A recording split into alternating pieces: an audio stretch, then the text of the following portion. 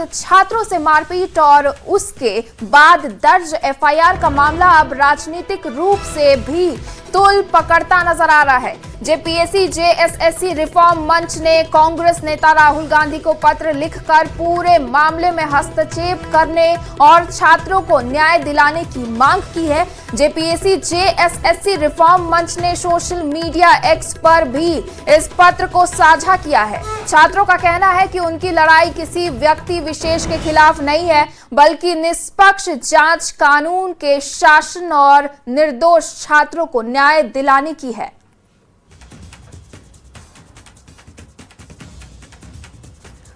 और इस खबर पर ज्यादा जानकारी के साथ न्यूज 18 संवाददाता ओम प्रकाश हमारे साथ जुड़ गए हैं। ओम प्रकाश, क्या कुछ कहना है छात्रों का? बता दें कि ये पूरा जो पत्र है ये एक्स हैंडल पर डाला हुआ है जेपीएससी जेएसएससी रिफॉर्म मंच के द्वारा, जिसमें कि कई बातें जो है वो छात्रों के द्वारा कही गई है। खासतौर से जो पुतला दहन कार्यक्रम में जो छात्र जा रहे थे 2 दिन पहले, उन तमाम बातों का जिक्र है कि किस तरह से उन्हें पुतला जब वो लेकर जा रहे थे उन्हें रोका गया, पुतला छीना गया। इन तमाम बातों का जिक्र जो है वो इस पत्र में है। वहीं उसके बाद जिस तरह से कई जिलों में लाठीचार्ज की घटना हुई, जो कुछ उपद्रवी टाइप के लोग घुस गए, पुतला छीना और उसके बाद मारपीट भी की गई। कई जगहों पर जेएमएम कार्यकर्ताओं का भी नाम जो है वो सामने आया है। वहीं पर इस पूरे मामले में पुलिस के द्वारा भी कार्रवाई छात्रों के खिलाफ ही की गई है, एफआईआर दर्ज किया गया है। तो वहीं पुलिस के द्वारा भी जो है कई जगहों पर लाठियां भांजी गई, जिसमें कि छात्र चोटिल हुए। तो इन तमाम चीजों से जो राहुल गांधी को अवगत कराने का कार्य जो है वो जेपीएससी जेएसएससी रिफॉर्म मंच के द्वारा किया गया है। पूरे मामले में छात्रों ने मांग की है कि घटनास्थल के सीसीटीवी फुटेज जांच की जाए, जो भी वायरल वीडियो सामने आए हैं उसकी जांच हो, प्रत्यक्षदर्शियों का बयान लिया जाए, घायल छात्रों की मेडिकल रिपोर्ट और जो छात्रा इस मारपीट में घायल हुई है उन तमाम चीजों से जानकारी जो है वो जुटाई जाए। उन तमाम चीजों को लेकर जो पत्राचार है वो किया गया है। तो इस पूरे मामले में कहा जाए तो करीब 9-10 मांगे हैं जो छात्रों के द्वारा पत्र में लिखी गई है, और कहा गया है कि राहुल गांधी इसमें हस्तक्षेप करें ताकि छात्रों को न्याय मिल सके। तो देखना होगा, कहीं ना कहीं कहा जाए तो पूरा मामला अब राजनीतिक रंग भी लेता हुआ नजर आ रहा है। एक तरफ जहां बीजेपी के जो तमाम लीडर्स हैं वो भी इसको लेकर एक्टिव है, तो दूसरी तरफ अब छात्रों ने नेता प्रतिपक्ष कहा जाए तो राहुल गांधी को पत्राचार किया है। अब देखना होगा कि इस पूरे मामले में किस तरह से और राजनीतिक कलेवर जो है वो जुड़ते हैं। जी ठीक है ओम प्रकाश, आप इस खबर पर नजर बनाकर रखिए, आपसे आगे भी अपडेट लेते रहेंगे। तो देखिए, जेपीएससी और जेएसएससी परीक्षाओं में कथित गड़बड़ी और सुधार की मांग को लेकर चल रहे आंदोलन की जांच अब सोशल मीडिया तक पहुंच गई है। आंदोलन से जुड़े जेपीएससी रिफॉर्म मंच नामक एक्स अकाउंट को लेकर Ranchi cyber crime police station ने जांच शुरू कर दी है। अकाउंट के पीछे कौन है इसका पता लगाने के लिए पुलिस ने एक्स कॉर्पोरेशन को कानूनी नोटिस भेजकर तकनीकी जानकारी मांगी है। पुलिस ने 10 अगस्त 2026 को उससे पहले की गतिविधियों का रिकॉर्ड भी मांगा था। बीएनएसएस की धारा 94 के तहत जारी इस नोटिस के बाद जांच एजेंसी अकाउंट संचालक की पहचान और उससे जुड़ी डिजिटल गतिविधियों की पड़ताल में जुटी हुई है।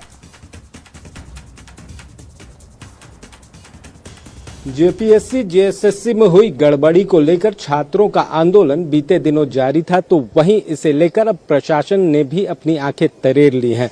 बता दें कि साइबर थाने में भी पुलिस जो है इसे लेकर रेस हुई है। खासतौर से जो जेपीएससी जेएसएससी रिफॉर्म मंच का जो एक्स हैंडल है, इस हैंडल को लेकर जो जानकारियां हैं वो सोशल मीडिया प्लेटफॉर्म से मांगी गई हैं और इसे लेकर साइबर थाने के द्वारा जो है वो पत्राचार भी किया गया है। बता दें कि इस पूरे मामले में जेपीएससी जेएसएससी परीक्षाओं में कथित गड़बड़ी और सुधार की मांग को लेकर ये जो हैंडल है वो चलाया जा रहा था। खासतौर से जो जानकारी है साइबर थाने के द्वारा वो मांगी गई है कि आखिर इसके पीछे कौन लोग हैं, किन व्यक्तियों के द्वारा ये जो पोस्ट है वो चलाया जा रहा है और इसकी तमाम जो तकनीकी जानकारी है वो भी मांगी गई है। खासतौर से अब देखना होगा कि इस पूरे मामले में कब तक जो सोशल मीडिया प्लेटफॉर्म के द्वारा जानकारी जो है वो रांची पुलिस के साइबर थाने को दी जाती है। वहीं बता दें कि इस पूरे प्रोसेशन में जहां 26 दिनों तक छात्रों का धरना प्रदर्शन था, तो वहीं अगर बात की जाए तो 2 दिन पहले मुख्यमंत्री हेमंत सोरेन का पुतला दहन का कार्यक्रम भी आयोजित किया गया था राज्य भर में, जिसे लेकर कई जगह पर उपद्रव की बातें सामने आई थी। तो कई थानों में केस भी दर्ज किया गया है। तो खासतौर से अगर कहा जाए तो एक तरफ जहां छात्रों का आंदोलन लगातार बढ़ता जा रहा है, तो वहीं दूसरी तरफ अब प्रशासनिक दबिश भी देखने को मिल रही है। कैमरामैन संजीव तिवारी के साथ ओम प्रकाश, न्यूज 18 रांची। तो बढ़ते हैं आगे। भाकपा माले के केंद्रीय महासचिव दीपांकर भट्टाचार्य पलामू पहुंचे, जहां मोदिनी नगर परिषद भवन में आयोजित प्रेस वार्ता के दौरान उन्होंने झारखंड और देश भर में चल रहे छात्रों के आंदोलन का समर्थन किया। उन्होंने कहा कि छात्रों का आंदोलन उनके भविष्य और रोजगार से जुड़ा हुआ है, इसलिए केंद्र और राज्य सरकार को उनकी मांगों को गंभीरता से लेना चाहिए। साथ ही उन्होंने छात्रों पर लाठीचार्ज या किसी तरह का दबाव नहीं बनाने की बात कही है। क्योंकि छात्रों का आंदोलन पूरे देश में जहां भी हो रहा है, हम देख रहे हैं कि कॉमन मुद्दा है। शिक्षा में, परीक्षा में भ्रष्टाचार है, बहाली में धांधली है, और अभी तो स्कूल के बच्चे भी जगह जगह आंदोलन कर रहे हैं, क्योंकि स्कूली शिक्षा भी करीब करीब इस देश में बर्बादी के कगार पर पहुंच गई है। तो वैसे में छात्रों का जो आंदोलन है, सरकार को चाहिए कि पूरी संजीदगी के साथ, गंभीरता के साथ छात्रों से बात करे, उनके मुद्दों का हल करे और छात्रों के ऊपर दमन कतई ना हो। और देखिए, हजारीबाग में छात्रों, झामुमो कार्यकर्ताओं और पुलिस के बीच हुई झड़प मामले पर जेएमएम ने अपनी प्रतिक्रिया दी है। छात्रों के साथ दुर्व्यवहार के आरोप को पार्टी ने खंडन कर दिया है। ये बड़ी खबर हम आपको बता रहे हैं। आपको बता दें कि हजारीबाग में छात्रों और जेएमएम कार्यकर्ताओं और पुलिस के बीच हुई झड़प मामले में जेएमएम ने अपनी प्रतिक्रिया दी है। छात्र नौजवान, आप लोग से आग्रह है कि उनके बहकावे में ना आवे। हेमंत जी आपके चलते, आपके विचारों को सारा चीज संज्ञान में लेकर आपके हक अधिकार के लिए वो खड़े हैं और खड़े रहेंगे, इसके लिए आप निश्चिंत रहिए।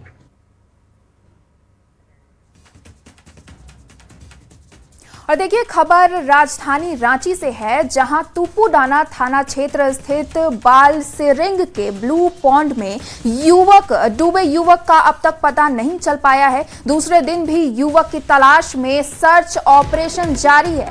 एनडीआरएफ की टीम लगातार अभियान चला रही है। घटनास्थल पर कार, चप्पल और मोबाइल फोन बरामद किया गया है। बता दें कि शनिवार को साहिल कच्छप नामक युवक के ब्लू पॉन्ड में डूबने की सूचना मिली थी, जिसके बाद पुलिस और एनडीआरएफ की टीम उसकी तलाश में जुटी हुई है। अरविंद को छोड़ करके आ रहा था बीआईटी मिश्रा से जी। अरविंद ही हमको बताया कि ऐसी बात है, गाड़ी का लोकेशन ब्लू पॉइंट के पास दिखा रहा है जी। तब रात होने की वजह से नहीं आ सके, फिर सुबह आए हम। अच्छा,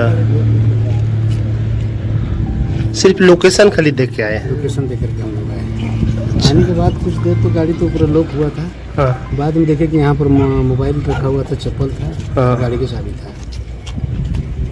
अच्छा, नहाने आया था कि कोई और कारण से? रात को अगर आया था तो पैसे कह के नहाने आया था रात को ना। और बड़ी खबर रामगढ़ से है, जहां टायर मोड़ के पास शनिवार को हुए सड़क हादसे का एक सीसीटीवी फुटेज सामने आया है। सीसीटीवी फुटेज में दिख रहा है कि छात्रों की बाइक पहले दूसरे बाइक के सटने के बाद सड़क पर गिर जाती है। इसी बीच रामगढ़ की ओर से आ रही मिनी बस बाइक सवार कॉलेज छात्रों को कुचल देता है। इस घटना में दोनों छात्रों की दर्दनाक मौत हो गई। घटना के बाद लगभग 5 घंटे तक ग्रामीणों ने रामगढ़ रांची ओल्ड NH 33 को मुआवजा और कार्रवाई की मांग को लेकर जाम कर दिया था।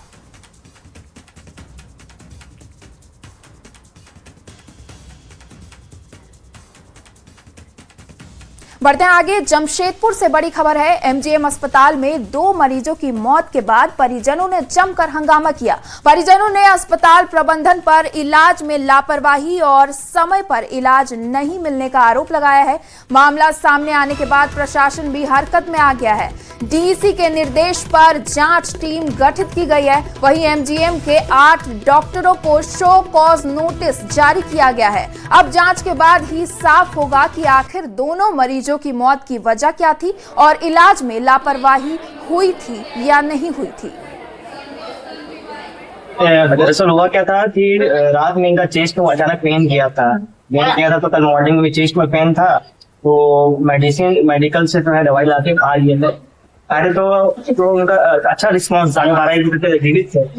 तो फिर उनको हम जब लेके जब आए तो फिर कोई रिस्पॉन्स नहीं दे रहे हैं। लेके आए तो एमजीएम में कोई व्यवस्था ही बहुत खराब व्यवस्था है। क्या है बोले, कितना बजे लेकर यहाँ पे? 12:30 बजे वहां से निकले थे। तो हम लोग 15 मिनट 10-15 मिनट पहुंच गए थे मांगो से। तो उसके बाद जैसे कि टेम्पो से जैसे उतरे, कोई स्ट्रेचर कोई व्यवस्था यहाँ पर नहीं है, बहुत ही खराब व्यवस्था। और देखिए, रांची से इस वक्त की सबसे बड़ी खबर है। सेंट्रल यूनिवर्सिटी ऑफ झारखंड यानी CUG के गेट पर छात्रों ने धरना शुरू कर दिया है। छात्र मेस फीस में बढ़ोतरी का विरोध कर रहे हैं। साथ ही छात्रों ने कहा है कि मेस में मिलने वाले खाने की गुणवत्ता पर भी छात्रों ने सवाल उठाए हैं। छात्रों का आरोप है कि फीस बढ़ने के बावजूद उन्हें बेहतर सुविधाएं और गुणवत्तापूर्ण भोजन नहीं मिल रहा है। अपनी मांगों को लेकर छात्र यूनिवर्सिटी गेट पर बैठकर विरोध जता रहे हैं।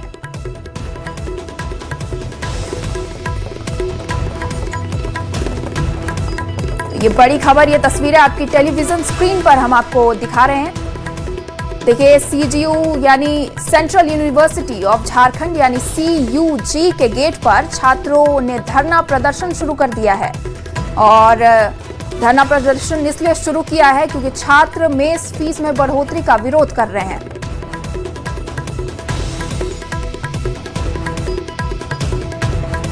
पटना के ज्ञान भवन से मेगा जॉब फेयर का समापन समारोह आयोजित किया गया है। इसमें सीएम सम्राट चौधरी ने चयनित अभ्यर्थियों को नियुक्ति पत्र सौंपा। 19 जून से ज्ञान भवन में मेगा जॉब फेयर लगाया गया है, जिसमें हजारों की संख्या में युवाओं को जॉब मिला है। युवाओं को इस जॉब फेयर में अभी हम वर्ल्ड ट्रेड सेंटर हम लोगों ने आग्रह किया है भारत सरकार से, और एनबीसीसी को इसके लिए चुना भी है कि हम पटना के अंदर दुनिया के लोगों को बुलाकर पटना में वर्ल्ड ट्रेड सेंटर बनाएंगे और वहीं पर लोगों का रोजगार का रास्ता खुलेगा। क्योंकि लाखों लोगों को रोजगार भी देना है और उनकी समृद्धि का रास्ता भी खोलना, बिहार के इंफ्रास्ट्रक्चर के काम को भी बढ़ाना। अभी आप देख रहे होंगे यहाँ पर मैरीन ड्राइव बना है। 1970 में मैरीन ड्राइव मुंबई ने बना लिया। आदरणीय नीतीश कुमार जी ने 2013 में इसकी शुरुआत की और 2025 में इसका पूरा हुआ, क्योंकि हम अपने संसाधन से इसको पूरा करने का काम कर रहे हैं। लेकिन अब हम लोगों ने तय किया कि पिछले बार 6000 करोड़ से मैरीन ड्राइव लगभग 21 किलोमीटर बना था। इस बार हम लोग सोन नदी के कोइलवर से शुरू कर रहे हैं और इसको पूरे गंगा के स्ट्रेच पे भी लाने का काम किया जाएगा। और अभी जो हम लोगों ने स्वीकृति दी है, लगभग 126 किलोमीटर का मैरीन ड्राइव हम बना रहे हैं, जो लगभग 70,000 करोड़ के इन्वेस्टमेंट से होगा। और उसमें सिर्फ राशि 70,000 करोड़ में 20,000 करोड़ रुपया बिहार की सरकार का लगेगा और 50,000 करोड़ प्राइवेट पार्टी लगाकर यहां पर रोजगार देने का काम करेंगे। साथी, ये रास्ते खोलने पड़ेंगे। इसलिए हम लोगों ने अभी तय किया है, कई सेक्टर है जिसकी स्थापना करना है, चाहे वो रोजगार का मामला हो या इंफ्रास्ट्रक्चर का मामला हो। उद्योग के सेक्टर में हम फोकस नहीं थे, क्योंकि हम बेसिक चीजों को बिहार की जनता तक पहुंचाने का काम कर रहे हैं। और आज हमें बताते हुए खुशी हो रही कि आप देखिए, दुनिया में किसी इलाके में आप चले जाइए, बिहार एक अनोखा प्रदेश है जिस प्रदेश में 5 रुपये में पॉलिटेक्निक की पढ़ाई और 10 रुपये में इंजीनियरिंग की पढ़ाई, दुनिया के किसी में आप कोने में चले जाइए, सरकारी जो हमारे इंजीनियरिंग कॉलेज हैं, इसको हम आगे बढ़ाने का काम कर रहे हैं। और यहां पर अब हम लोगों ने आगे जोड़ा है, इसको लैंग्वेज क्लासेस शुरू किया है। जिनको बाहर जाना है, जिस भी थर्ड लैंग्वेज में उनको अपने जीवन को जोड़ना, कहीं जापानी पढ़ना है तो जापानी पढ़ाने की तैयारी हो रही है, कहीं फ्रेंच की तैयारी हो रही है, और इंग्लिश और हिंदी तो हमारे बच्चों को पूरे भारत में काम करने के लिए आवश्यकता पड़ती है, इसलिए इसको तो करना ही पड़ेगा। इसलिए हम लोगों ने सुशासन के लिए, न्याय के साथ विकास के लिए और विकसित भारत में अपने योगदान देने के लिए हम लोगों ने पूरी व्यवस्था को एक तरह से कंप्यूटराइज या ऑटोमेटिक सिस्टम पे लाया। हम सहयोग पोर्टल लाए, सहयोग शिविर करते हैं, चाहे वो पहला मंगलवार हो या तीसरा मंगलवार हो। हम लोगों ने तय किया कि कोई आवेदन दे, क्योंकि लोग समस्या में ही घिरे रहते थे। छोटे छोटे इशू के लिए लोगों के पास जाना पड़ता था, लेकिन मुझे खुशी है कि अभी तक सभी पदाधिकारियों ने पूरी तरह सहयोग किया और सहयोग कार्यक्रम में लगभग 6,42,000 आवेदन आए, जिसमें से 90% आवेदन का निष्पादन किया गया। और साथ ही साथ जो समय था, डेडलाइन था, 10 दिन में इसमें नियम है कि किसी ने 10 दिन में यदि कोई आपके आवेदन पर ऑर्डर नहीं किया तो 11वें दिन ऑटोमेटिक उसको पहला नोटिस चला जाता है। ये लगभग 9,500 लोगों को अभी तक हमको नोटिस देना पड़ा। दूसरा नोटिस लगभग 650 लोगों को 20 दिन के बाद यदि आपके आवेदन पर कार्रवाई नहीं किया तो वैसे स्थिति में उनको दूसरा नोटिस देना पड़ा। तीसरा नोटिस 25 दिन पर है, जिसमें मात्र अभी तक 300-325 लोगों को नोटिस देना पड़ा।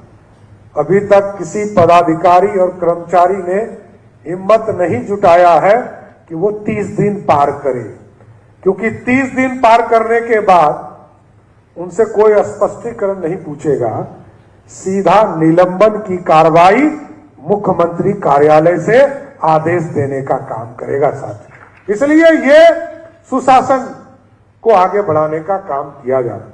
लेकिन मैं वैसे साथी को जो विश्व कौशल प्रतियोगिता 2026 में संघई में होने वाले की ओर संघई में होने वाले में भारत का प्रतिनिधित्व करने वाले हैं, वैसे लोगों को विशेष तौर पर बधाई देता हूं, क्योंकि बिहार कौशल मिशन से अब तक 25 लाख से अधिक युवा प्रशिक्षित हुए हैं। कुशल युवा कार्यक्रम के तहत 12 लाख युवाओं को प्रमाण पत्र दिया जा चुका है, और जो लोग बाहर जाकर उनके परिवार को आर्थिक सहयोग, किसी को 1 लाख से 1 लाख सहयोग किया और किसी को 50,000 का सहयोग किया गया। इसलिए साथियों, ये पूरा माहौल, क्योंकि जीवन बदलने का समय है और जीवन एक बार यदि स्किल्ड हो जाते हैं बच्चे तो उनका जीवन पूरी तरह बदल जाता है। इसलिए हम लोगों ने नीचे भी, चाहे आप देखेंगे डिग्री कॉलेज खोलने की बात हो, एक साथ 278 डिग्री कॉलेज अभी तक आजादी के बाद 15 जुलाई तक थे। अब बिहार में एक साथ 211 डिग्री कॉलेज खोले गए, जिससे कि बच्चों को पटना या भागलपुर या गया जी आने की जरूरत नहीं पड़ी।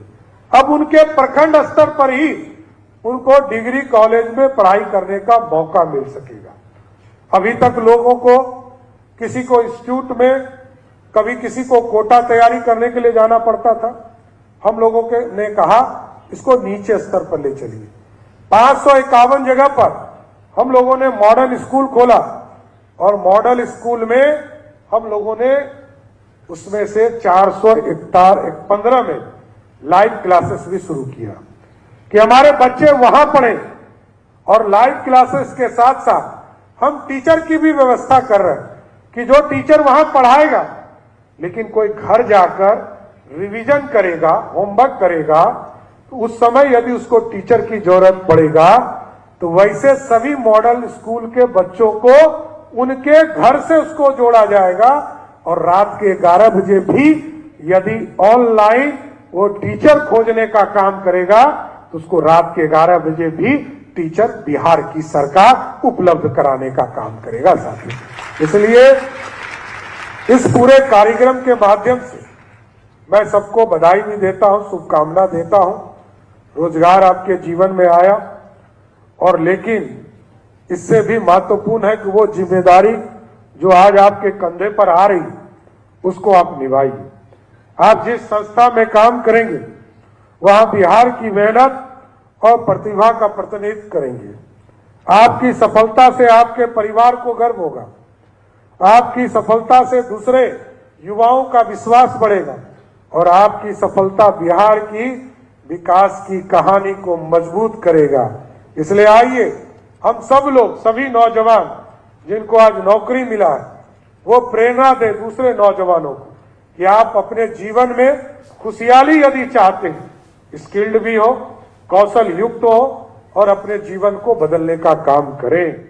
सीखना सब। तो सीएम सम्राट चौधरी को सुन रहे थे आप। बढ़ते हैं आगे, बड़ी खबर जामताड़ा से है। कर्माटांड के थरार डी में फेसबुक पर कथित आपत्तिजनक धार्मिक टिप्पणी को लेकर तनाव है। बड़ी संख्या में लोग आक्रोशित होकर युवक के घर पहुंच गए और मकान को घेर लिया। देखते ही देखते मौके पर भीड़ बढ़ गई, जिसके बाद स्थिति तनावपूर्ण हो गई। कर्माटांड थाना प्रभारी पुलिस बल के साथ घटनास्थल पर पहुंचे और भीड़ को नियंत्रित करने का प्रयास किया। इस दौरान पुलिस और लोगों के बीच धक्का मुक्की होने की भी सूचना है। पुलिस गाड़ी में तोड़फोड़ के साथ युवक के घर को नुकसान पहुंचाए जाने की भी बात सामने आई है। हालांकि इन घटनाओं की आधिकारिक पुष्टि फिलहाल नहीं हुई है। थाना में भी हम लोग आए हुए हैं एफआईआर करने के लिए। जामताड़ा के कर्माटांड थाना क्षेत्र में सोशल मीडिया पर कथित धार्मिक टिप्पणियों के बाद उत्पन्न तनाव को लेकर प्रशासन अलर्ट मोड में है। कर्माटांड थाना परिसर में एसडीपीओ वसीम रजा की अध्यक्षता में शांति समिति की बैठक आयोजित की गई है, जिसमें दोनों समुदायों के लोगों ने हिस्सा लिया है। प्रशासन ने लोगों से संयम बरतने, अफवाहों पर ध्यान नहीं देने और आपसी सौहार्द बनाए रखने की अपील की है। दोषी था क्या? उसका मां दोषी थी, उसकी पत्नी दोषी थी, उसकी बहन दोषी थी, वहां स्थित मंदिर दोषी था क्या? उस गांव में रहने वाले लोग दोषी थे? सिर्फ एक व्यक्ति दोषी था, उसका घर दोषी नहीं था। जिस तरह से उसका घर को उजाड़ दिया गया, गुर्गों को देकर पूरे क्षेत्र में इस तरह का माहौल खराब करने का कोशिश कर रहा है ताकि उनका वोट बैंक बना रहे। इसीलिए मैं ऐसे पूरे जामताड़ा जिला वासियों से निवेदन करता हूं, आने वाले दिनों में ऐसे विधायक और मंत्री को यहां से भगाना पड़ेगा, तब जाके हम लोग का क्षेत्र सुरक्षित रहेगा। उसके बाद भीड़ के द्वारा जो भी मतलब तोड़फोड़ का जो कार्य किया गया, उसके लिए मतलब जो विधि सम्मत कार्रवाई होता है, पुलिस के ऊपर भी हमला हुआ है सर, गाड़ी क्षति हुई है गाड़ी। और उसके लिए हम लोग विधि सम्मत जो कार्रवाई हम लोग कर रहे हैं। मामला दर्ज किया गया जी दोनों तरफ से। बढ़ते आगे, रामगढ़ के बरका काना में 3 इंजीनियरों की मौत के बाद आखिरकार समझौता हो गया।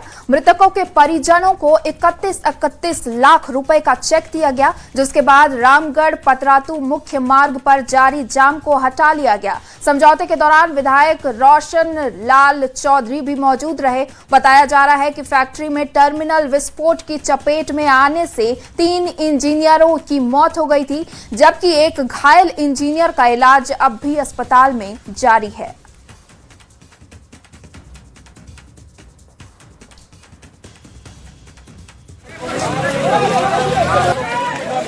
से इस तरह के घटना घटा है। हम लोगों ने धरना प्रदर्शन के माध्यम से मृतक के परिजनों को मुआवजा दिलाने का काम किए, जिसके तहत जो है 30 लाख रुपया मुआवजा मिला है। 1-1 लाख रुपया अंतिम संस्कार के लिए 31 लाख रुपया पर सहमति बनी है। फिर भी हम जिला प्रशासन से, राज्य शासन से मांग करते हैं कि इस घटना किसकी लापरवाही से घटी है, क्या कमी थी, क्या सुरक्षा मानकों का पालन नहीं किया जा रहा था, इसकी विस्तृत जो है जांच करा के विस्तृत रिपोर्ट बने और जो भी लोग दोषी हैं उसके ऊपर कठोर कानूनी कार्रवाई हो। और खबर गिरिडीह से है, जहां बागोदर के अटका गांव का एक प्रवासी मजदूर दुबई में फंस गया है। परिजनों के मुताबिक रामेश्वर दास 6 मई को टूरिस्ट वीजा पर काम की तलाश में दुबई गया था, लेकिन अब पिछले 5 दिनों से उसका परिवार से संपर्क नहीं हो पा रहा है और मोबाइल भी बंद आ रहा है। कर्ज लेकर विदेश भेजे गए रामेश्वर की सुरक्षित वापसी को लेकर परिवार चिंतित है। मामले की जानकारी मिलने के बाद प्रवासी मजदूरों के हित में काम करने वाले सिकंदर अली ने परिजनों से मुलाकात कर हर संभव मदद का भरोसा दिया है। अब परिवार ने सरकार और संबंधित विभाग में से हस्तक्षेप कर रामेश्वर की सुरक्षित वतन वापसी की गुहार लगाई है।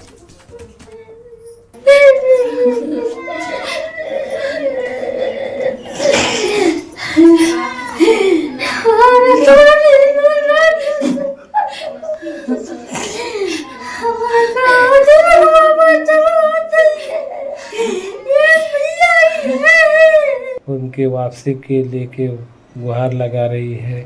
मैं भी सरकार से निवेदन करना चाहता हूं कि उनकी जल्द से जल्द वापसी कराई जाए। और देखिए, गिरिडीह के बागोदर थाना क्षेत्र में 34 हाथियों के झुंड ने ग्रामीणों की मुश्किलें बढ़ा दी हैं। अटका और आसपास के इलाकों में पिछले कई दिनों से डेरा जमाए हाथी खेतों में घुसकर गन्ने के साथ दूसरी फसलों को बर्बाद कर रहे हैं। हाथियों की मौजूदगी से ग्रामीणों में दहशत है, तो किसानों के सामने फसल और रोजी रोटी बचाने की चुनौती खड़ी हो गई है। वन विभाग हाथियों को सुरक्षित तरीके से इलाके से बाहर निकालने की कोशिश में जुटा हुआ है। वहीं किसानों ने मुआवजे और हाथियों से सुरक्षा की गुहार लगाई है। का क्षति हाथी द्वारा किया गया है। अभी डीएफओ साहब से हमारी बात हुई, उन्होंने अपना फॉरेस्ट का टीम, डीएलओ जी पूरे अपने टीम के साथ लेकर के यहाँ पहुंचे हैं। साथ में सीओ साहब मुआवजा के लिए जो क्षति हुई है उसका सर्वे करने के लिए